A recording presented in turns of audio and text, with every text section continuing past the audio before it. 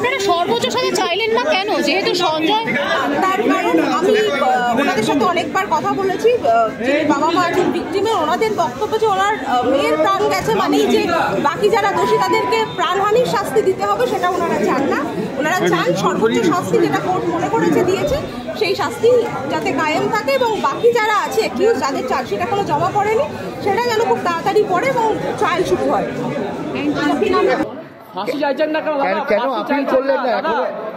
এই ফাঁসি চাইছি কি চাইছি না সেটা আমাদের যে উকিল আছে উনি বিশ্লেষণ করেন। এখন এই মুহূর্তে আপনারা কি চাইছেন যে পরিস্থিতি দাঁড়িয়ে? আমরা তো বললাম যারা যারা ঘটনার সঙ্গে জড়িত তাদের সবাই তদন্তের আওতায় নিয়ে এসে এবং বিচারের মধ্যে এনে কঠোর থেকে কঠোর শাস্তি দেওয়া। রাজ্য সরকার যে ফাঁসির আবেদন করেছে তাহলে সেটাকে কি আপনারা সমর্থন করছেন না বিরোধিতা করছেন? আমরা সব কিছুতেই সমর্থন করছি, যেখানে আমার মেয়ের বিচার পাবো আমরা তার সঙ্গে আছি। রাজ্য সরকার তো সঙ্গে সঙ্গে ফাঁসির আবেদন করেছেন, তাহলে তো সেটাকে মানে সুসিদ্ধান্ত বলছেন?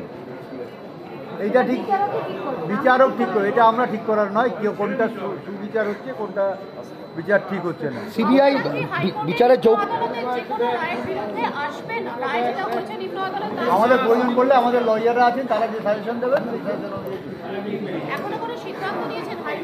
না, আমরা এখনো সেই সিদ্ধান্ত আসতে পারিনি। যেটা কোর্ট কি বলেন তারপরে আমরা সিদ্ধান্ত আমরা যে সিদ্ধান্ত নিয়েছি, আমরা হাইকোর্টে 55টা কোশ্চেন রেখেছি এবং হাইকোর্ট যেহেতু সিঙ্গেল বেঞ্চে আমরা মামলাটা রেখেছি, সুপ্রিম কোর্ট সেই ক্লারিফিকেশন আনতে হবে। সুপ্রিম কোর্ট যদি ক্রমশটা হাইকোর্টে রিটার্ন করে দেয় তাহলে হাইকোর্টে মামলা শুনবেন বলেছেন। হাইকোর্টের উপর আস্থা আছে, সবার উপরে আস্থা আছে। যেখানে আমরা মেয়ের বিচার পাবো সেখানে আমাদের আস্থা আরো বেশি বাড়বে। সিবিআই একবার বিরোধিতা করছে ফাঁসির আর রাজ্য সরকারের আবেদনের, পরবর্তীকালে নিজেরাই আবার আবেদন করছেন। সিবিআই এর ভূমিকা কতখানি আতস্কার? রাজ্য সরকারের ফাঁসির সিবিআই তো কাজই করছে না, সে তার প্রমাণ শিয়ালদা আদালত রেখেছেন, তার রায়ের কপিতে উল্লেখ করেছেন। এর বিষয়ে আর কি বলতে পারবো? আপনার সিবিআই এর উপর ভরসা আছে?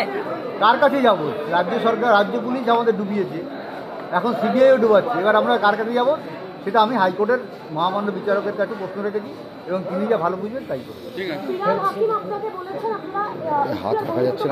আমি একটা বার বলবো, ওনাকে বারবার বলেছি কালকে থেকে, উনি শিয়ালদা কোর্টের রায়ের কপিটা ভালো করে পড়ে আমার বিরুদ্ধে যা বলার বলবেন। এখতিয়ারের মধ্যে আছি না, এখতিয়ারের মধ্যে নেই। এবং এটাও বলবো, ওনার যদি কোনো সুবিবেচনা থাকে আমাকে দেওয়ার প্রয়োজন পড়ে, উনি আসুন, আমাকে সুবিবেচনা দিন আমার মেয়ের বিচার পাওয়ার জন্য।